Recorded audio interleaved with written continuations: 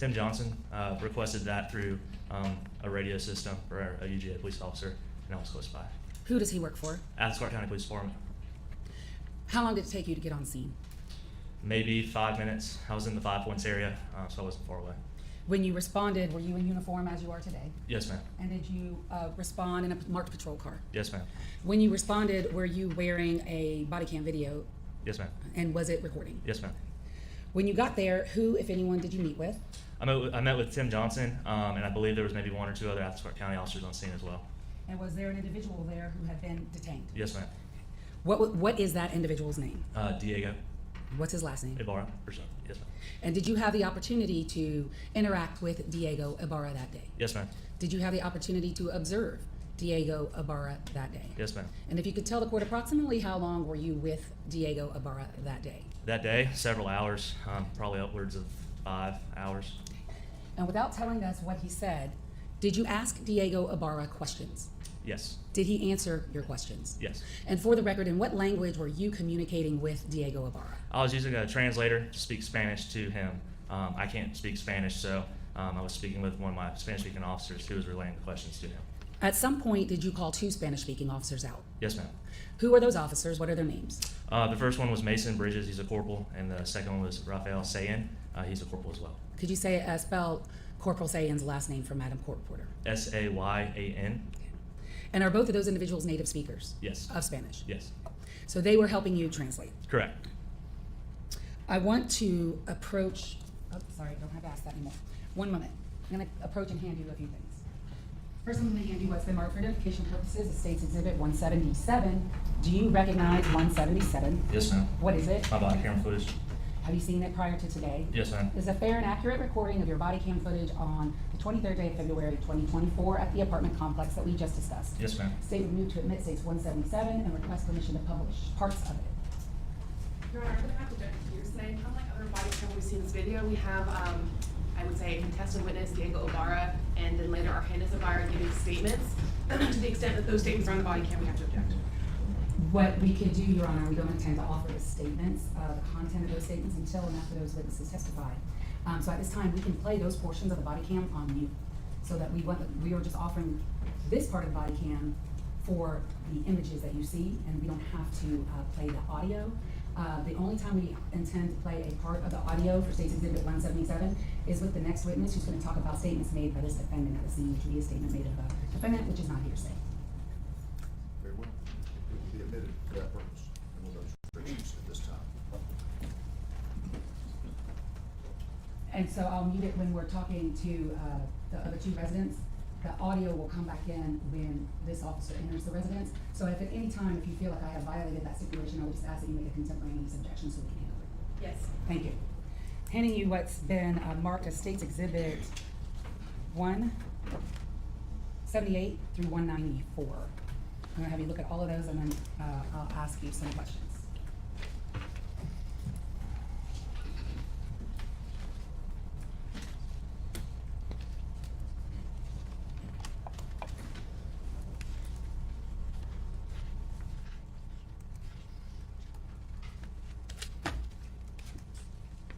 Do you recognize those documents? Yes, ma'am. What are they? They're photos that were taken on scene that day of different individuals on scene.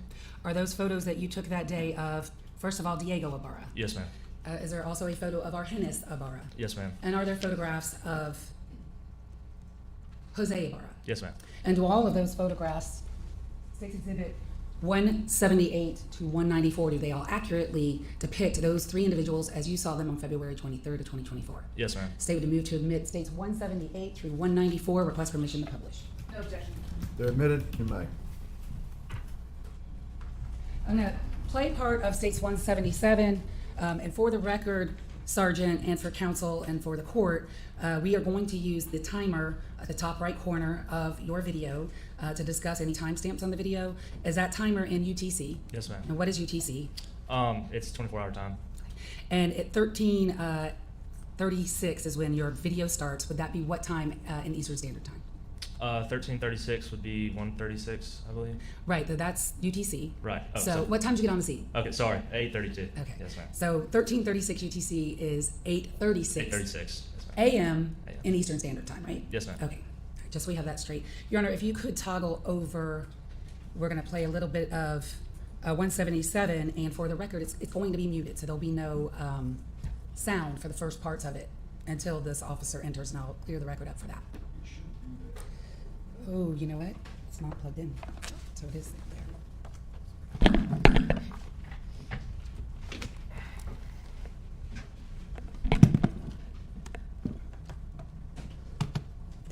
Thank you, Your Honor. I'm going to make sure it's muted.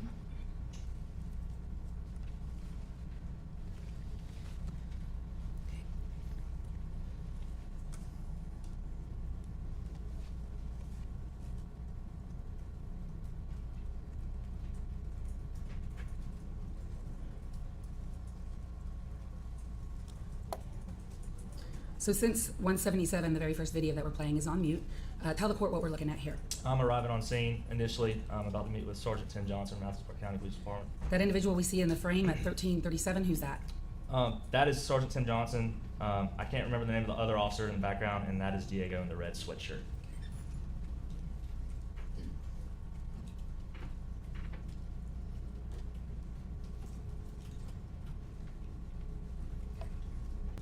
And what apartment number is Diego standing out front of? D126.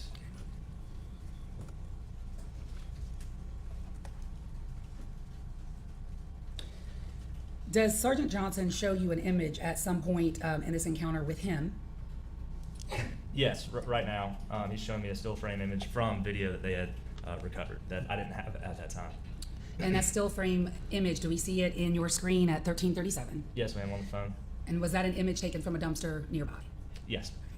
So he showed you that image, and then what do you do? This is news to me. I was coming on shift roughly maybe an hour before this. So I relayed that to my superiors who were about to pull up, coincidentally, and explained to them that, hey, they've got footage. At that time, I was not aware that they had already been aware of that footage.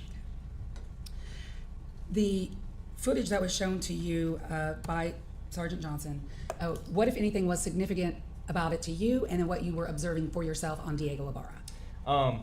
At first, videoing it or reviewing the video, the still frame photo, Sergeant Johnson informs me that the image shows a male holding a hat or having a black Adidas hat, and then he informs me that I couldn't necessarily see from that distance until I get closer to Diego, but that Diego is wearing an identical hat, a black Adidas Black Bill hat. Did you make any observations about the hat that Diego was wearing? Once I got closer, yes, I noticed on the back what I believe to be dirt on the brim. And was that significant to you? Yes. Why? Because I was on scene when we located Laken the day prior. She did have a lot of dirt, mulch, and things like that on her body. And I felt that if an individual was wearing that hat and was touching Laken in that manner, dirt could have been transferred to the hat by moving the hat. So I'm going to fast forward a little bit for the record. At some point, do you begin talking to Diego Ibarra through your interpreter? Correct, yes, ma'am. And how would you describe Diego Ibarra's demeanor with you and with you? He's compliant. He's not posing any issues. Obviously, there's a block there through communication. But based off his physical mannerisms, I'm not really getting any deceptive behavior, per se. I was aware at this point he did provide a fake green card, so he was detained for that. Right. He seemed to understand that we were detaining him for an investigative purpose. There appeared to be good rapport between him and officers, especially with Officer Bridges there, who you see. If you could, do you have the pointer in front of you? I'm not sure if I do. Here we go. Thank you. Point out to the court at 1342 in your muted video that we're playing. Where's Officer Bridges? He's right here in an identical uniform that I'm wearing. All right. And the one closest to Diego in this frame? Correct. Okay, go ahead. So you talk to him at some point. At some point, do you decide to obtain a search warrant for the apartment and to freeze the apartment? Correct. Tell us a little bit about that process. Well, based on the fact that he was wearing that hat, the time frame that Tim Johnson encountered him was within 24 hours of the murder. He was walking back towards the general direction of campus, which was concerning as well. He somewhat matched the description of the male seen in that photo, discarding of what I later learned was evidence found in that dumpster. And specific what evidence? A sweater or a pullover of some sort with blood on it and hair. Okay. And did you ever see that evidence, or you were just informed of that? No, it was picked up throughout the middle of the night. I was there all day the day before. They sent me home to get a sleep cycle, and I was the supervisor this day. All right. So I never saw the evidence throughout the night. All right, go ahead. And What then about the proximity from the dumpster to Laken Riley's body? the dumpster to Laken Riley's body, probably rough estimate 500 yards. Okay, all right. Yeah. So at some point, when you're with Diego Ibarra and you decide to get the search warrant, first of all, how do you communicate that to get the search warrant? I go and talk to my superiors and I ask them, because they're maybe 20, 30 yards away in the parking lot at another vehicle discussing. I think they were talking to some GBI agents and other agency partners. And I asked for clarification of, at this point I gained knowledge there were other individuals inside the apartment. I wanted to start getting resources in and confirming that yes, we are going to go ahead and surround it. A warrant's going to be sought, and I need other translators here because from what I'm gathering, no one else speaks English inside the apartment. And how many other individuals did you believe to be inside the apartment? At this time, 3. And could you see them from where you're standing? No, not without being intrusive of sticking my face up to that window, which we didn't do. One, for an officer safety standpoint, but also, I didn't have a warrant at that point yet. Do you see the window? You said the window. Can you point the window out? Is Yes. that, and that's again 1342. Is that the window to D126? Yes, ma'am. All right. I'm going to roll a little more. At some point, do you start asking Diego questions about whether he has any injuries? Eventually, yes, I did. And do you take pictures of him, and do you see parts of his body? Correct, yes, I did. Going to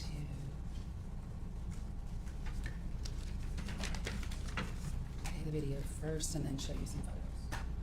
First of all, did you you mentioned to us that there was a fake ID, so you knew he had given a fake ID. Tell us a little bit of that process. I didn't obtain it myself. It was provided to Sergeant Johnson when he located him and was identifying him.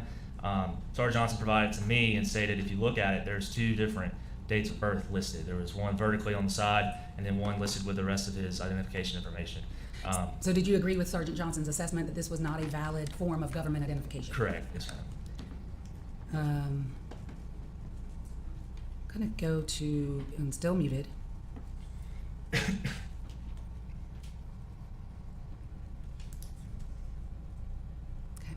About 1358 on State's Exhibit 177.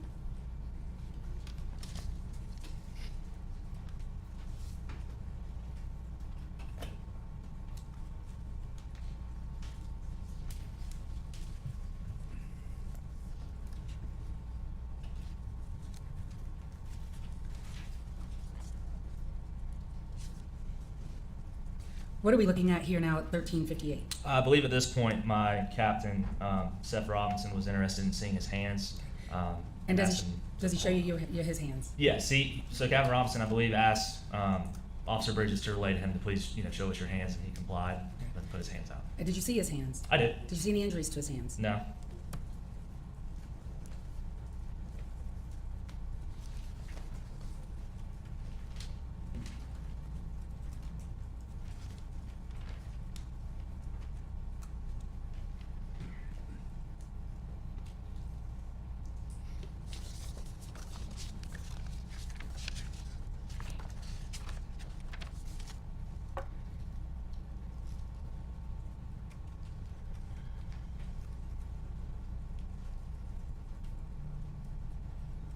At 1359, what are we seeing Diego Ibarra do?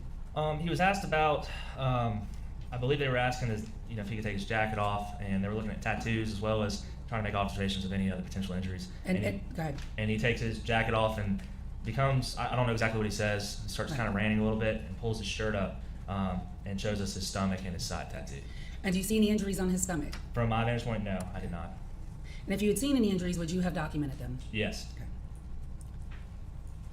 So may we toggle over, Your Honor? States 178, what are we looking at there? That is a picture of Diego. And do we see the hat he's wearing in this image? Yes. Is that the black Adidas hat that you've already described? Yes, ma'am. States 179? Well, who is that? That's Diego. Okay, and on his face, does he have any tattoos? He does. He has a teardrop tattoo on his right eye, kind of off to the side there. It's a little hard to see if you zoomed in, but we identified as potential gang affiliation Can you- tattoo. Can you point to that on Yes. the right side for 179? Okay. So what that image is, or that mark on his face that states 179, was that an injury? No, it's a tattoo. All right, thank you. States 180, Again, it's Diego. and do you see a tattoo on his neck? Yes, ma'am. All right, please point to that. 182, Diego again. okay, does he have tattoos on the back of his neck? Yes, ma'am. Could you please point to those? 183, It's a close-up of the picture we just looked at. and in 183, can you actually see the rest of the hat? You can, yes. Okay. 184, Rib cage tattoo. I'm not sure what the design was.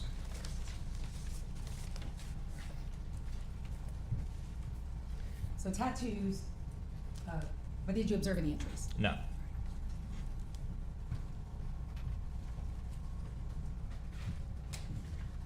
At some point while you are there, Sergeant, and approximately how long are you at this apartment complex that day? All day, from 8:32 in the morning, and I don't think I was released till probably 8 or 9 o'clock at night. All right, I'm gonna go back to a different section of your video. And again, it's played on mute. We are now at 14:34 in the top count for the record. So that would be 9:38 a.m. Am I right about that? Yes, ma'am. All right. At 9:38 a.m., we see an individual in a yellow shirt. Can you please point to that person first of all? And who is that person? That is a brother Arhenis, either Arhemis or Arhenis Ibarra. And how did this person appear in this video? What happened? He, while speaking with Diego and waiting for resources and other things, he walked out with a trash bag, like a 5-gallon plastic white trash bag that you would buy at Kroger. Was he detained as well? Yes, And did you photograph him that day? we did. And I don't need to toggle over, but states 185, who is that? That's Arhenis.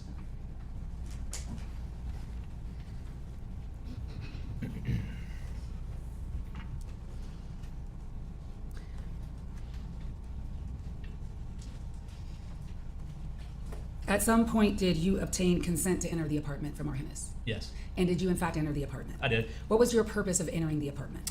Well, he informed us that something was on the stove and that he was very adamant about going in to turn the stove off, I believe because of a fire hazard. So that was what we asked for consent to do. And prior to going in, did you look to see if there were residents inside? I did what we call a threshold evaluation, so I kind of peeked around from an angle because the door was already open. When Arhenis left, he left the door open. So I could kind of see what the environment inside looked like. And when I didn't see any obvious threats, that's when I got closer to the doorway. In states 177, we're now playing the second video for the record, and we're at 1442. Could you show the court where the open door is Yes. in the frame? All right.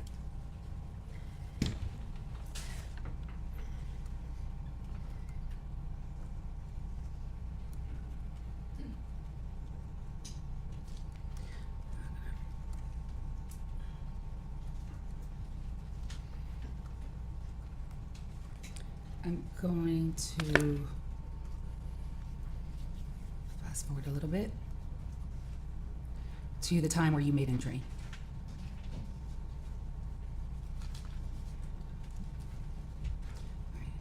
And at this point, I am going to play, so we're at 14:55 for the record, and I am going to play this video with volume because there's no statements of individuals, but the officers, and there is no confrontation issue here.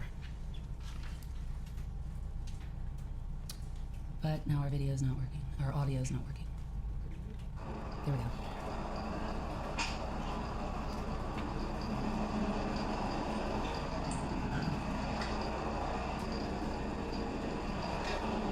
That's back by the bedroom. I don't know if that's an exigency. We're gonna go in there pursue. Just a prompt leave. I gotta go into the that's true. Yeah, do we? I'll do it.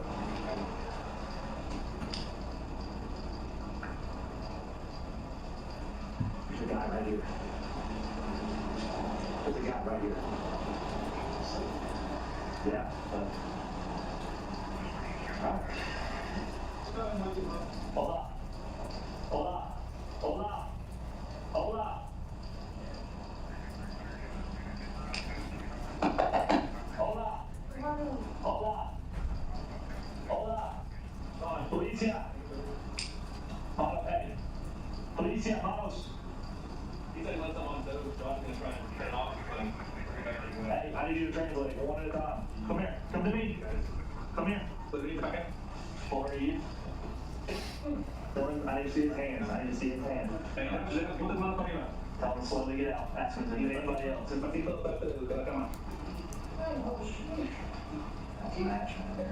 Speak slowly.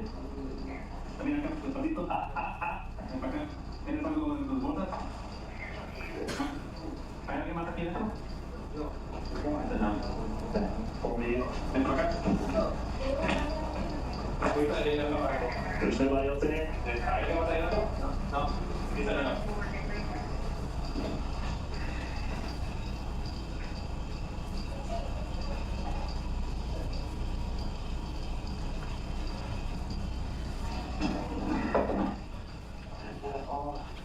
How do you turn this bitch off?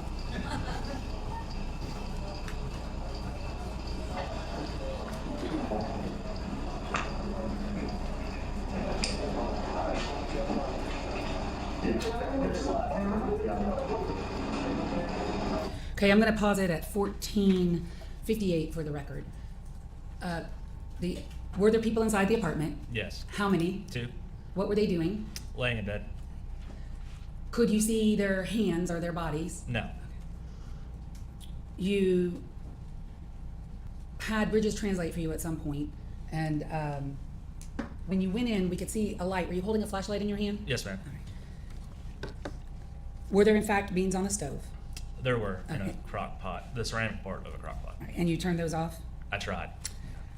The individual, first of all, the 2 individuals was one male and one was female. Correct. Okay. The female, what was her name? Her name was Rosabelli, and I can't remember her last name at the moment.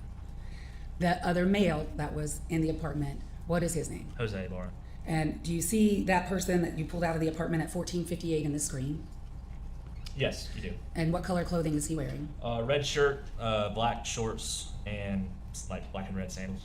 And the person that you pulled out of the apartment on 23rd day of February 2024, do you see him in the courtroom today? I do. Please point to him and describe an article of clothing that he's wearing for the record. He's wearing a striped button-down shirt. May the record reflect the witnesses identified the defendant. Did you, at some point, have the opportunity to observe Jose Ibarra, the defendant, on scene? Yes. How close were you at times to Jose Ibarra? Your normal conversation distance, maybe a foot and a half.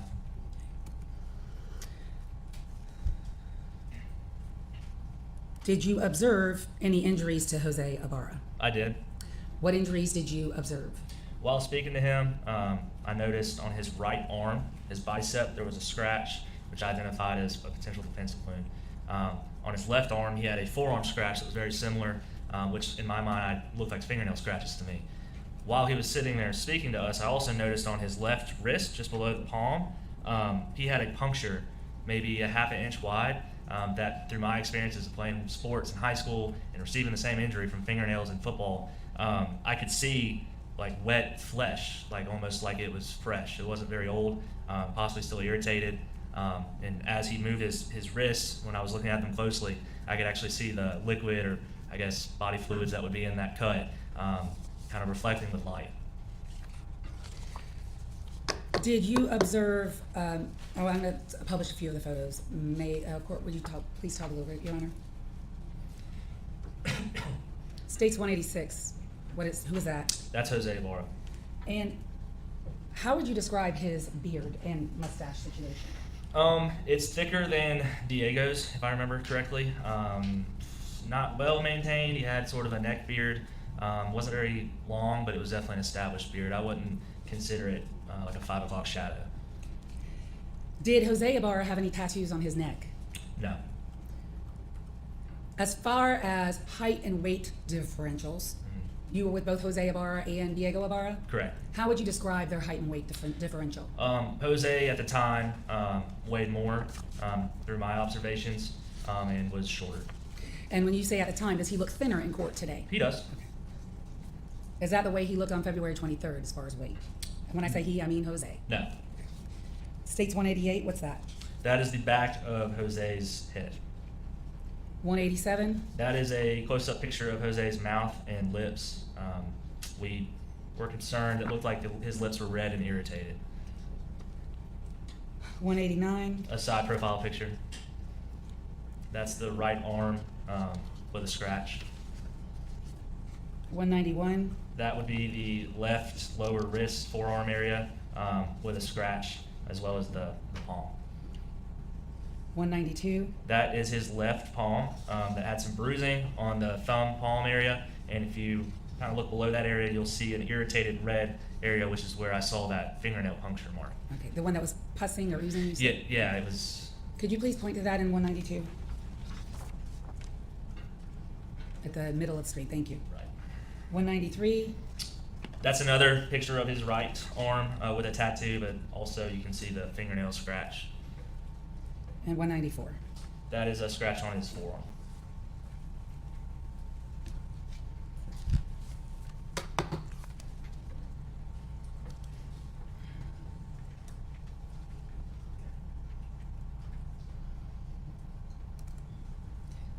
At some point, did you question Jose Ibarra about his injuries?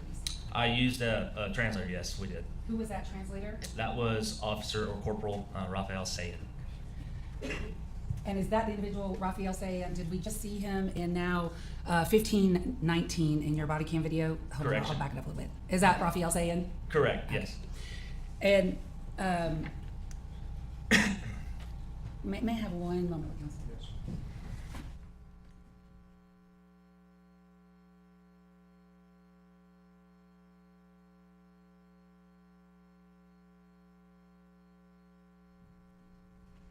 Sergeant Epps, at this point in your day, how would you describe the legal status of Jose Ibarra? He's detained. And in that detention, did Officer Sayan, and did you ask Officer Sayan to advise him that he had been detained? Correct, yes, we did. And did you ask Officer Sayan to advise him that he was not under arrest? Yes, we did. And did you ask Officer Sayan to advise them that you were obtaining a search warrant for their apartment? We did. Okay. So during this detention of the defendant, first of all, tell me, were they allowed to move freely around in y'all's presence? Yes, I think mainly Rosabelli was standing up the whole time. She was walking around freely. They were talking to each other. They started smoking cigarettes. We heard people laughing. I even made the comment to my officers of let's make sure we're listening to what they're saying in case we get some utterances. But so yeah, we weren't restricting their rights to talk to each other or anything like that. And who specifically did you see smoking? I believe at one point I did see Jose smoking a cigarette. So he was allowed to smoke a cigarette? Yes. Is he handcuffed in any way? No. And their conversations amongst, that's the four of them were talking amongst one another? You said you heard laughter about how many times? I only heard it probably once, and it was from, I think, Rosabelli, maybe Argenis. I didn't know what they were talking about. From what I understand, talking to Officer Sayan, they thought it was amusing how many police cars we had, and that the mobile command center was showing up in the parking lot. During this time period, did you ask Officer Sayan to ask Jose Ibarra how he got his injuries? We did. Okay. And was that captured on your body cam video? I believe so. And if I were to continue to play this, would that be the part that we're about to see? What I'm going to do is wait till Officer Sayan is here so he can translate what was being said. And I think, Your Honor, that completes my questions except for this. Sergeant Epps, did you ever search the apartment yourself that day? No. And who did the search of the apartment? To my knowledge, GBI agents. Did you arrest the defendant for anything that day? No. And at some point during this day, did you learn or did you see him get arrested by ACCPD for a bench warrant that was outstanding for Athens, Clark County? Yes, ma'am. And Your Honor, all of that evidence has already been admitted through the stipulation of Sergeant Johnson. Attached to Sergeant Johnson's stipulation are the exhibits from his testimony, including the bench warrant that this defendant was arrested for that day. So I just want to close the record on that. And I'll pass the witness. Good morning, officer. Good morning. When you first saw Diego Ibarra, he was wearing the hat that you had seen your suspect wearing in the picture. Correct. And you had a chance to observe the hat and testify to. Right.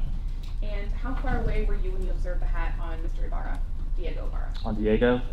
Initially or throughout my interactions? What's the closest you got to him, I guess? Very close, a foot away. And when you looked at the hat, on the back of the hat, on the brim, you could see dirt. What I believe to be dirt. Is it fair to say that it looked like red clay dirt? I think initially that's what I thought it was. You also at some point saw that Diego had a UGA employment ID. Correct.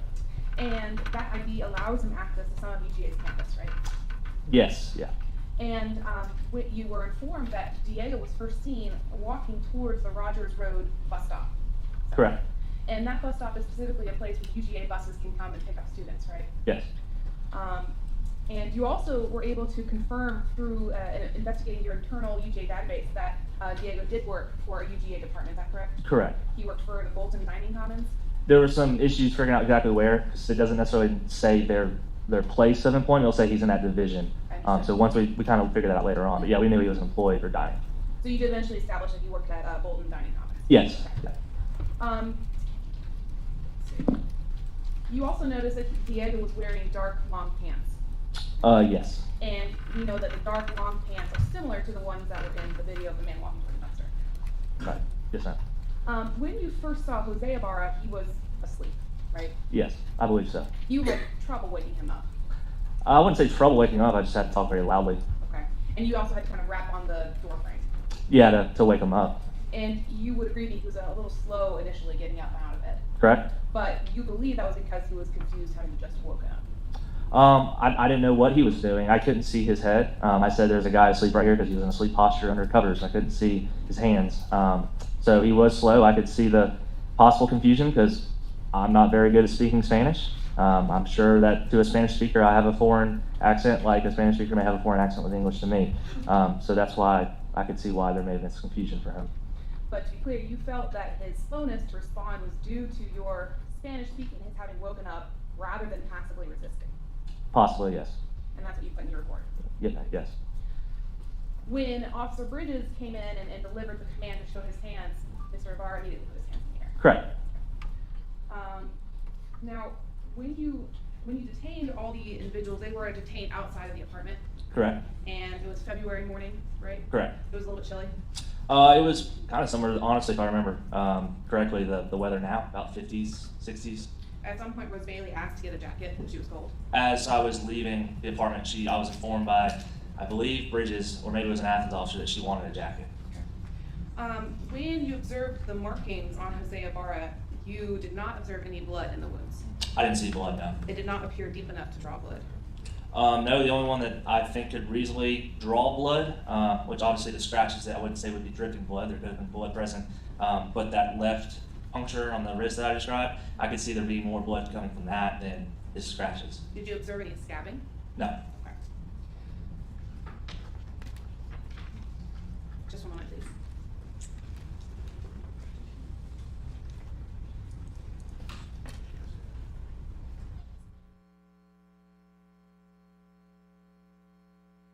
I don't have any further questions at this time. Redirect. No, sir. Any excuse? Yes, sir. No objection. Excuse. I'm gonna call your next witness. State calls Raphael Sayan.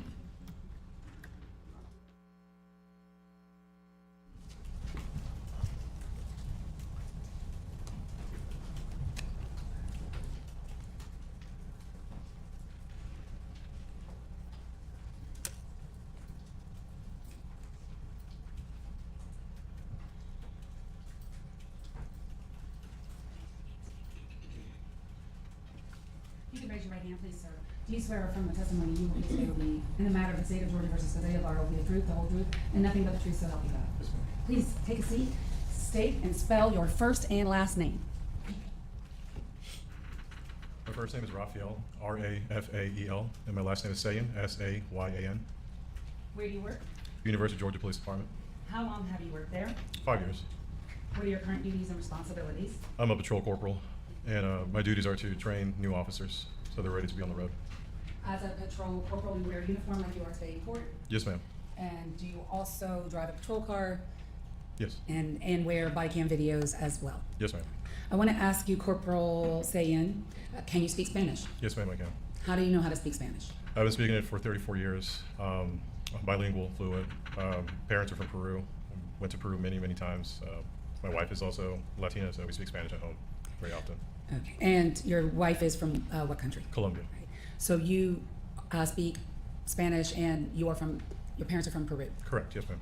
And are you familiar with the South American type of dialect of people who speak Spanish? Yes, ma'am. Tell us a little bit about that. South American Spanish. Yes. Yeah, it's well, it has its own dialect. It's very different from Central American Spanish and what I would call Mexican dialect too. So it's easy to pick up when you hear it, especially living within those communities for many years and growing up with it. But there is a different dialect to it. Do you believe you're well versed in South American Spanish? Yes, ma'am. Can you read in Spanish and write in Spanish? Yes, ma'am. I can. And do you speak Spanish in your household still? Yes, ma'am. Were you working on February 23rd of 2024? I was. Did you get a call from Sergeant Epps and asked to come and help translate at an apartment complex? Yes, ma'am. I did. And about what time did you get there? I would say it was right before 9 in the morning, so 8 in the morning. Okay. Right, 8:45ish. 8:45ish. When you got there, what were you asked to do? Once I arrived, once they pulled everybody out of the apartment, I was requested to observe and to translate. Did you do so? Yes, ma'am, I did. I want to ask you about all 4 individuals out there. First of all, did you have the opportunity to converse in Spanish with a Diego Ibarra? Yes, ma'am, I did. Did you have the opportunity to converse in Spanish with a Rosbeli Flores? Yes, ma'am. Did you have the opportunity to converse in Spanish with Argenis Ibarra? Yes, ma'am. And did you have the opportunity to speak in Spanish to Jose Ibarra? Yes, ma'am. Did you have any difficulties understanding their Spanish? No. Did they seem to have any difficulties understanding your Spanish? But then responding to my questions and us conversing, I would say that no, they understood me very well. The person named Jose Ibarra, did you question him that day and ask him some questions about injuries that were observed on him? Yes, ma'am, I did. What language did you ask him those questions? It would be in Spanish. And what language did he respond back to you? In Spanish. And at this point, before we get into the statements, Your Honor, just for the record, defense counsel has not filed for a Jackson Deno, and I'll let her take it from there. We will not be raising Jackson Beno issue at this time. When you were conversing or speaking with Jose Ibarra that day and asking him about injuries, about how close were you to him? I would say roughly between 3 to 4 feet. And prior to, and if you could sit a little into that microphone, thank you. Prior to you asking him questions about his injuries, were the 4 residents of that apartment allowed to kind of move around, and were they talking to one another? Yes, ma'am. Yeah, they were speaking to one another, laughing. Yeah. And how would you describe the vibe between them and what was going on at this time? It seemed very relaxed. There was a lot of laughing, giggling, especially when they were talking about how they were woken up, pulled out of the apartment, smoking. So I would say the vibe or the atmosphere was very relaxed and calm. And may I approach the witness, Your Honor? Yes. I'm showing you what's been already admitted as State's Exhibit 177, and have you seen it? And you know what, it's already admitted, so I'm going to show you something from it. Sorry, it's had it. But you have seen 177? Yes, I have. And what is it? It's going to be axon footage. From your conversation with Jose Ibarra That's correct, yes. on the 23rd day of February 2024? Yes, ma'am. And it would be Sergeant Epps' axon footage. So you had footage and he had footage, right? Correct. All right. And do you see that yourself in this footage? I'm going to publish the 3rd video in States 177. Do you see yourself right there? Yes, ma'am, I do. Oh, I'm sorry. We got to toggle over.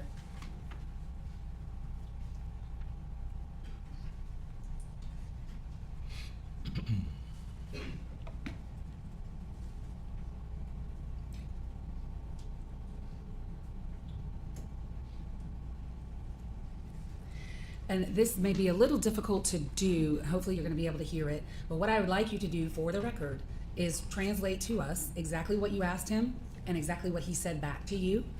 And if you have problems hearing it and you need to hear it again, just let me know and we'll rewind it. Yes, ma'am, thank you. Hold on a second. Well, we have no volume at all, so hold on just one moment. I'll start it over. All right, I want to start it over. There we go. My friend, can you do me a favor? All right, let's say that again. My friend, can you do me a favor? Okay, so you said, my friend, can you do me a favor? And why did you ask the question in that manner? It's just my mannerisms when I speak Spanish. I'm very respectful to folks. It's just the way I was raised, and it's Latin American culture. All right.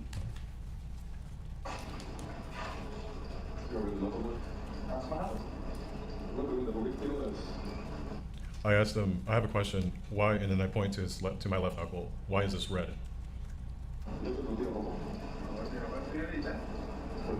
He responds by saying that because of the cold. Because of the what? The cold.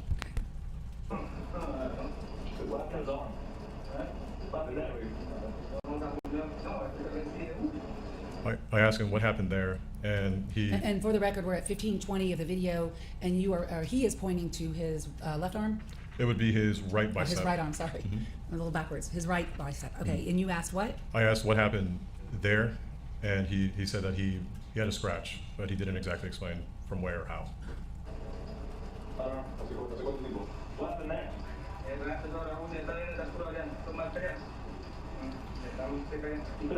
there? I asked him about another scratch on where his left wrist meets his left forearm. If you could actually just repeat that portion I right will. there. What happened there? I asked him what happened there. Okay, what, you said what? What happened there? Pause it, please. He says, I don't have anything there, there's nothing there, and then he starts pointing at it again, saying that, oh, it's just a scratch. So when he said that there was nothing there, could you see something there? Yes, ma'am, absolutely. What could you see?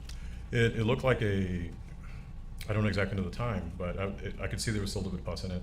Pus? So it didn't look very old. Okay. But I could see that there was a scratch on his wrist.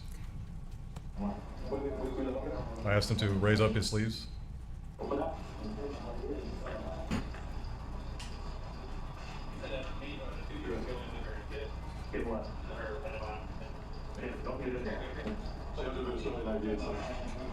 Okay.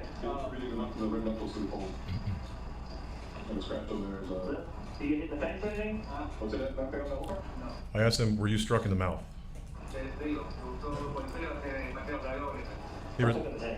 He responded to me that, no, he was not struck in the mouth and that it's the cold air on his lips, so he uses chapstick. I asked him to raise up his hair. I also asked him to raise up both sides of his hair. Watch your forehead, Red. What did you observe when he raised up his hair? I could see that there was a red mark going across, like as if he had been wearing a hat.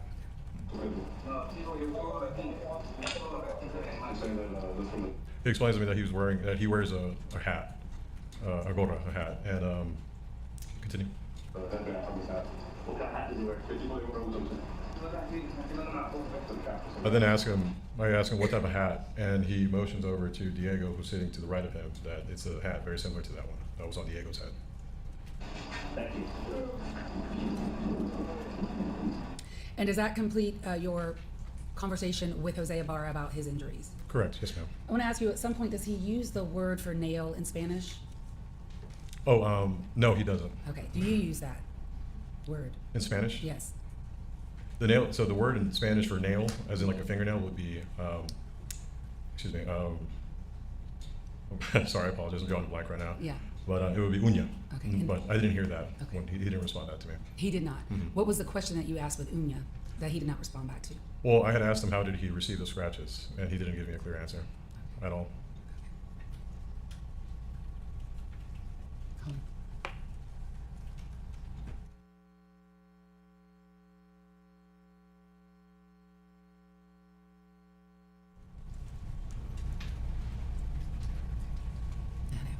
Okay, I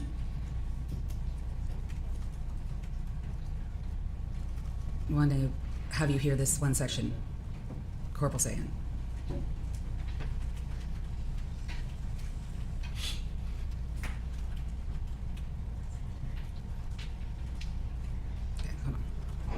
Okay, hold on. Okay. Do you hit the face or anything? Sorry, there we go.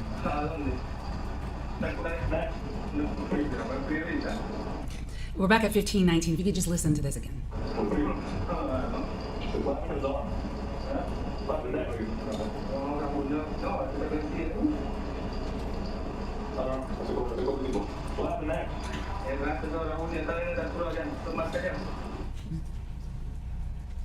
All right, did you use the word uña in those questions?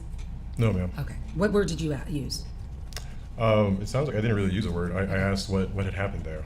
Mhm. Keep it up. What happened there?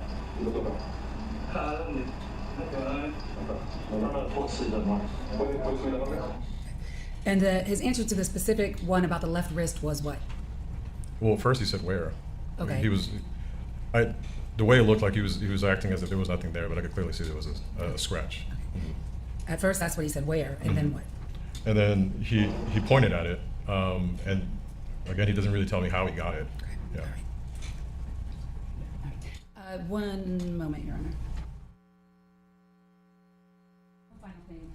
Corporal saying, the phrase in Spanish, yo tengo, what does that mean literally? Yo tengo would exactly translate to I have. That's all I have. Thank you, sir. Now cross-examine.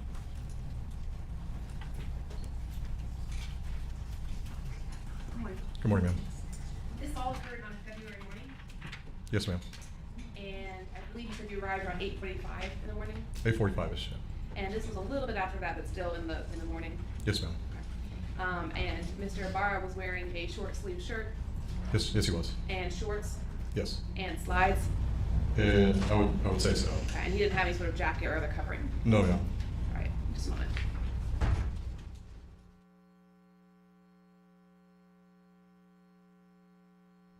And when you asked him about a hat and he gestures towards, Mr. Diego Ibarra, he doesn't say, I wore that hat. He says, I wear a hat like that. Yes, ma'am. That's what I heard. All right. No further questions.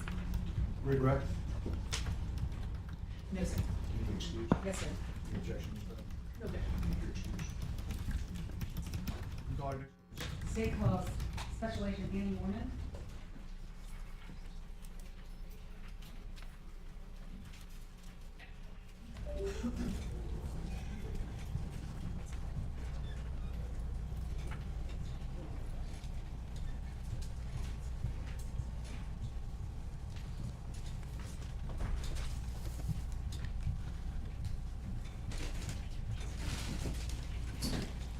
If you could raise your right hand, please, ma'am. You swear affirm the testimony you will give today will be the truth, and the matter of State of Georgia versus Jose Ibarra will be the truth, the whole truth, and nothing but the truth, so help you God. You please take a seat, spell your first and last name.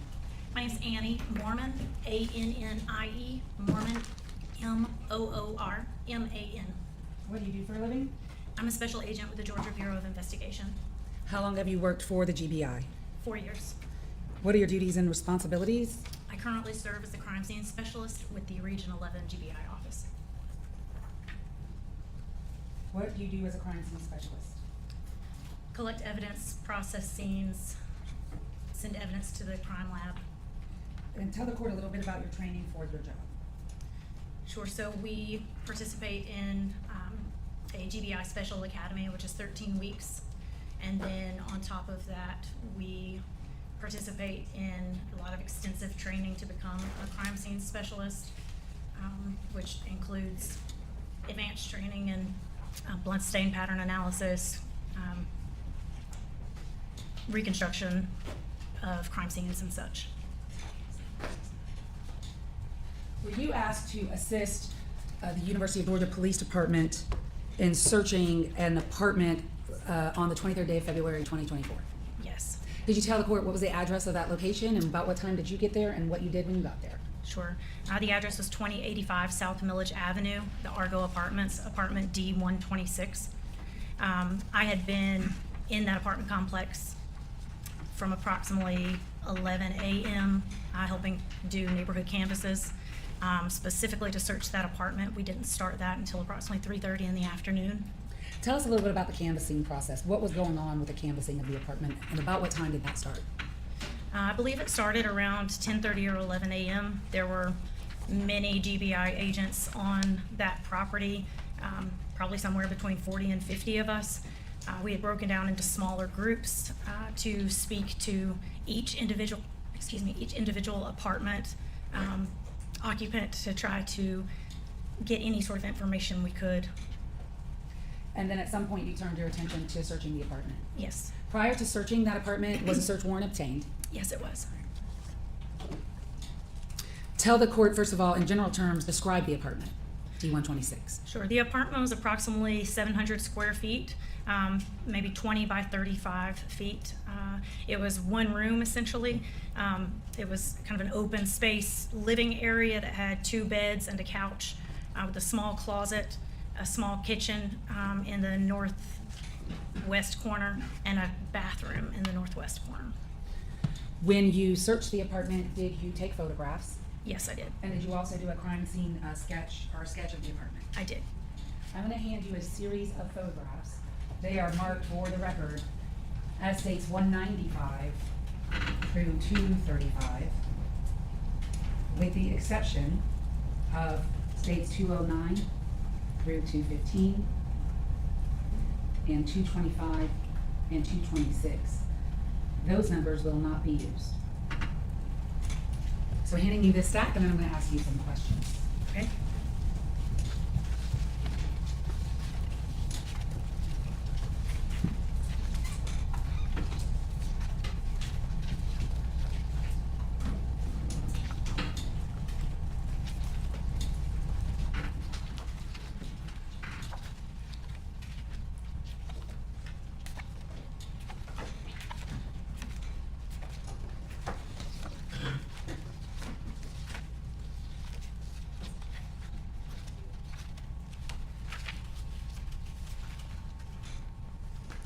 Do you recognize those items? I do, yes.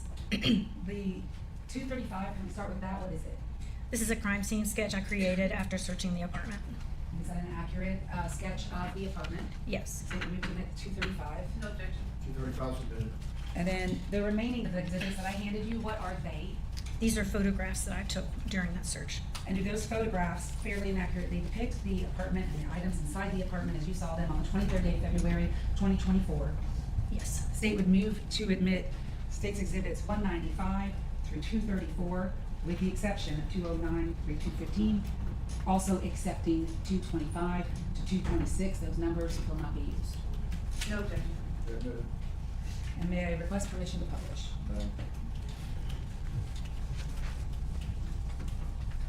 I've set some gloves in front of you. I don't think you're gonna need them. I don't know, just in case if you need to use them, go ahead. Okay.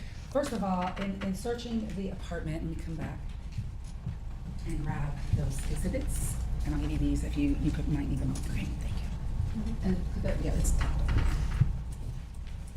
starting first with 235, could you tell the court what we're looking at here? Sure, this is a sketch of the apartment, D126 that I searched that day. How many beds were in that apartment, and did you note them? There were 2 queen-size beds along with a sofa. Okay, where are they noted for the record? If you could use, there's a pointer, there should be a pointer next to you.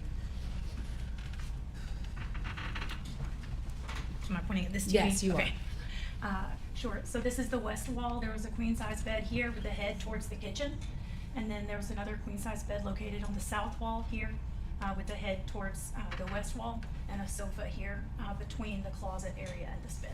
Where's the front door in that image, 235 then? The front door is here. It's catty-cornered in the apartment. At the bottom of the Yes, the exhibit? the southwest corner. States 195, what are we looking at there? This is the front door of the apartment here. You go into an alcove. There's an apartment on your left and an apartment on your right, and this is the door to D126. And that's the blue door that we see in States 195 for the record? Yes. States 197, what does that depict, and where's that photograph taken from? So this is taken from the doorway of apartment D126 looking into the apartment. This is the bed located on the west, the head of the bed is located on the west wall there, and this is the front of the apartment to the south. 199. So this is looking into the apartment. This is the bed located along the west wall with the kitchen area here and the bathroom in the back right corner in the closet And area. was this photograph taken from the perspective where you're actually standing at the front door? Yes, the door is to my left here. States 200. So this, I'm standing in the entrance to the kitchen area, looking back at the front door. This is the south wall of the apartment with the queen size bed on the west wall and the other queen size bed here on the, I'm sorry, yes, that one. States 200. 202. Sure, I'm standing in the middle kind of the open living space, and this is the closet located in the apartment. 204. This is the bathroom located in the northeast corner of the apartment. 206. That's from inside the bathroom, the tub that was located in that bathroom in the apartment. 208. That is the kitchen area located in the apartment. Now, when you were in this apartment, first of all, how long did it take you to search the apartment? I believe I was there for approximately 8 hours. Were you looking for, well, what were you looking for? A number of things that were listed on the search warrant, specific clothing, any sort of blood, any sort of blunt object that could have been used to create Ms. Riley's injuries. For blood, how did you search for blood? So we visually search for blood, anything that looks like it may be blood, or even if it doesn't necessarily look that way, if it just looks odd, then we can do tests to see if it is blood.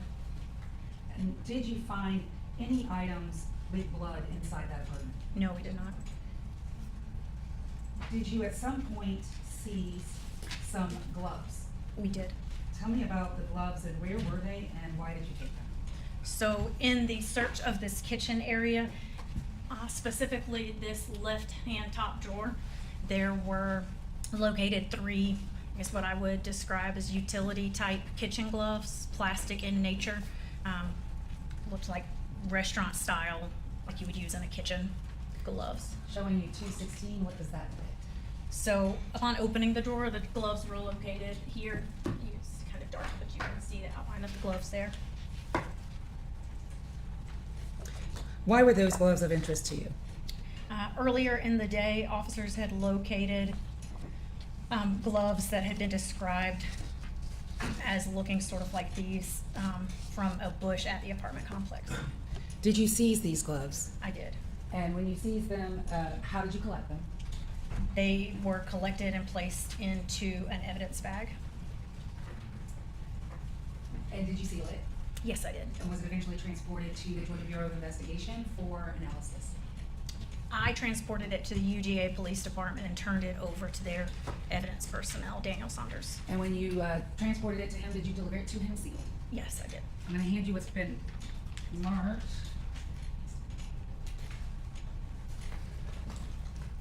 Oh, right here, sorry. As State's Exhibit 244 for the record. Do you recognize 244? If you could look inside that for me. Would like me to remove it from the Yes, bag? if you could to look at it. Yes.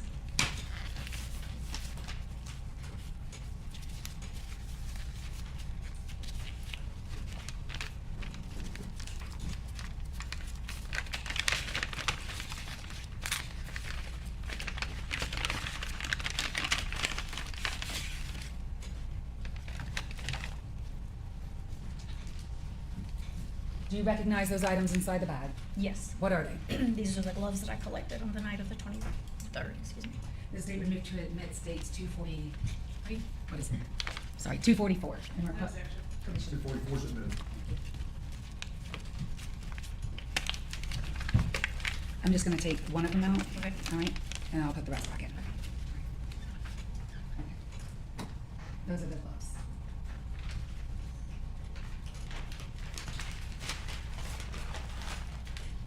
At some point, did you observe or see any electronic devices in the apartment? I did, yes. How many? I believe there were 2 tablets and 7 cell phones that we seized. I want to talk to you specifically about State's Exhibit 219. What does that depict? So those were 2 cellular devices that we found and seized. On what bed were these 2 devices? And I'm going to go back to your crime scene sketch for that. So the 2 devices that we see in State's Exhibit 219, going back to your crime scene sketch of 235, what bed were those devices seized from? So they were on the bed along the west wall here at the head of this bed near the kitchen. Thank you.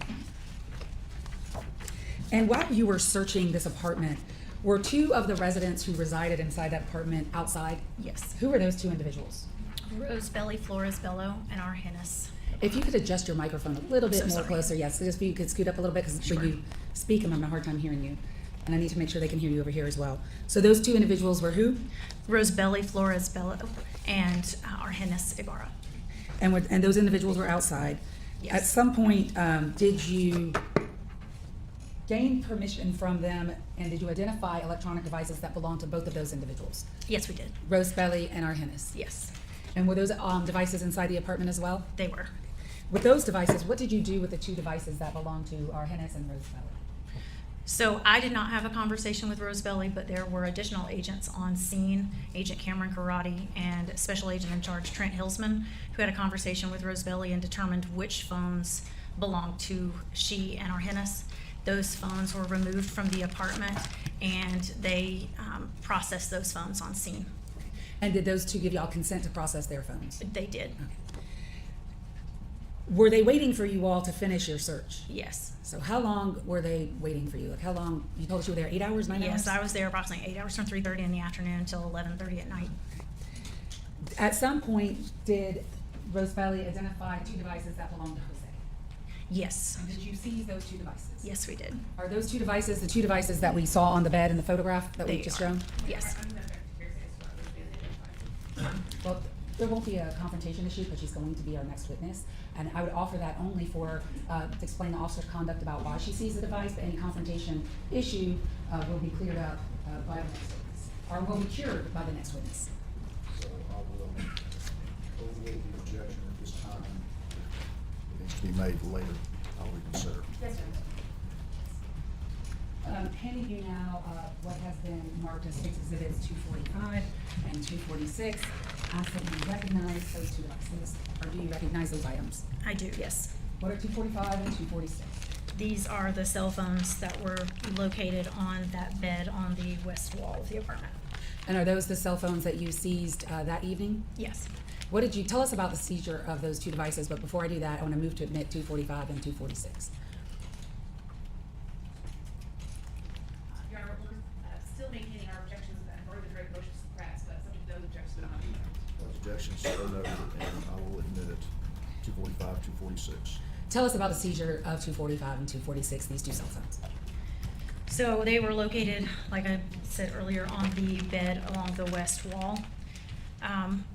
We believed that exigent circumstances existed to seize those, even though they were not specifically written within the search warrant. We believed we would be covered because we would not be searching those at that time. We knew that search warrants would be obtained later to search those. We were fearful that had we left them, the phones could be destroyed in any type of manner. We were also worried about the evidence located on those phones possibly being disturbed. Sorry, my word just left me, but being able to be wiped should we not take those with us. Could you put those two phones in airplane mode? Were you able to do that? So we were not able to put them in airplane mode. We did not have access to them. We didn't know the codes to them and were not able to get into them. And so if you were not able to get into them to put them in airplane mode, were you able to search those phones at all? No. How much clothing did you look through in that apartment? There was a lot of clothing. Okay. And did you look at all of it? Yes. And were you looking for specific items? We were looking for specific items. I'm going to show you an exhibit that I will link up with FBI agent. I'm going to show you what's been marked for identification purposes at State's Exhibit 247. Do you recognize the person and those items inside that exhibit? Yes. Okay. Who do you recognize in that exhibit? So that is Mr. Ibarra. Okay. And then Mr. Ibarra in this courtroom? Jose, yes. Yeah, I'm okay, sorry, thank you. Jose Ibarra. And those items that you see in that image, were you looking for those items that evening in apartment D26? Yes, we were. Okay. I would move to admit 247, and I'll link it up with the next second witness. Your Honor, my understanding is that is a photo that's derived from the forensic review of the phone. So I'm not certain. This witness says she wasn't able to search the phone. I don't think she's the proper witness to lay the foundation for it. Well, that's why I'm going to complete the loop with Special Agent Hipkiss, but she's at least identified the defendant and the clothing that she was looking for. So I believe it's a proper thing to ask her about, and then I can, when Special Agent Hipkiss testifies, I can complete the loop of this photo. Well, I will reconsider the admissibility once we hear the further testimony from another witness. Thank you. So I'm not admitting it at this time. Okay. The items that we see in States 247, Jose Ibarra carrying and wearing, did you ever find those items inside your search of the apartment D126? No, we did not.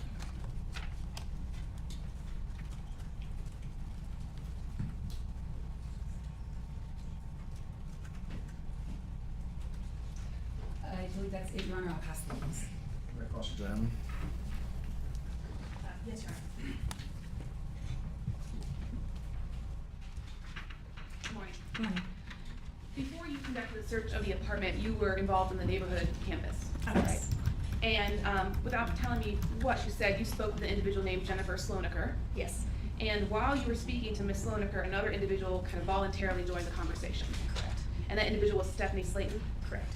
And while you were speaking with Ms. Slayton, you were up on the second floor balcony of building D in the apartment complex. Yes. So you were a balcony above where the police had secured the apartment residence below. Yes. And you and Ms. Slayton and Ms. Loneker could occasionally hear snippets of conversation from below. Yes. Okay. Ms. Slayton was acting very fearful, was she not? Yes. And she told you that she was fearful of. Objection, hearsay. Your Honor, this is not hearsay because we're not using it for the truth of the matter asserted, but for their state of mind. Whose state of mind, not of the declarant who's not present. It's for the effect on the listener, Ms. Slayton, her state of mind. But that Ms. Slayton is not present, so that makes it hearsay and not relevant what her state of mind is. Until they get the declarant here, that is hearsay. I'll sustain the objection. Okay, Your Honor, just one moment.